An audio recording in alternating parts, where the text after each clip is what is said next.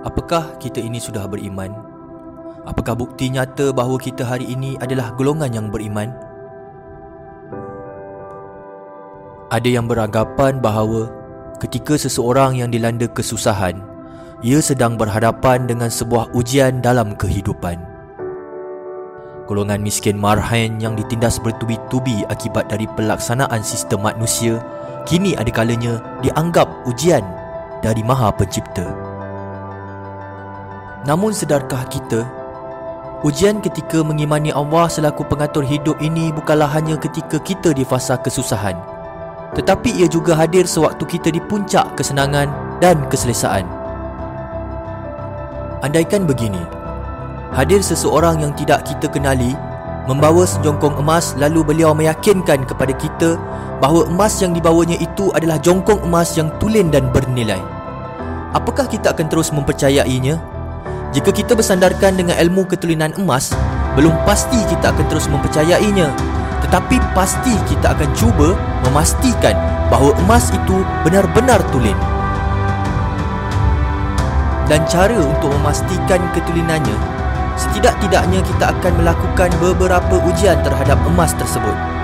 Dengan ujian yang dilakukan, maka kita dapat sahkan tahap ketulinan serta nilaian sejongkong emas tadi berdasarkan ilmu dan ujian yang dilakukan. Begitulah jua dengan orang yang beriman. Apakah kita telah diuji tahap keimanan kita pada apa yang kita imani? Atau kita sudah menempuhi ujian selaku orang yang beriman? Orang yang beriman pada kebenaran Tuhan Yang Maha Esa pasti berdepan dengan ujian. Beriman tidaklah sekadar lafaz di bibir semata. Ia harus disertai dengan perbuatan berdasarkan keyakinan perkara yang diimani. Ini kerana seseorang yang melafazkan keimanannya kepada Tuhan adalah mereka yang sedar akan apa yang diimaninya, bukan sekadar tanggapan maupun imajinasi.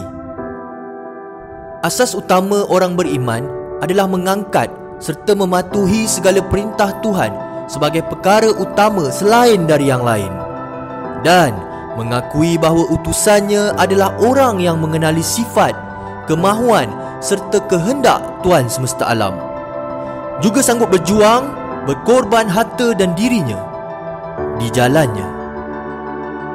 Ia telah diceritakan di dalam kitab-kitab suci sebagaimana perjuangan Musa bersama kaumnya dari tanah Mesir hingga ke tanah Palestina. Setibanya Musa di Gunung Sinai, kaum yang dipimpin oleh Musa telah mengangkat janji sumpah setia dengan Allah.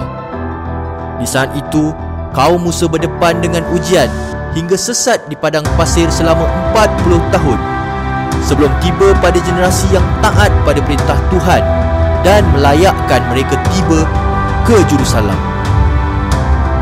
Begitu juga dengan kisah perjuangan Isa dan pengikutnya hingga disalib, dan juga kisah Muhammad yang berdepan dengan pelbagai kisah perang hingga berjaya membebaskan kota Mekah dari kemusyrikan.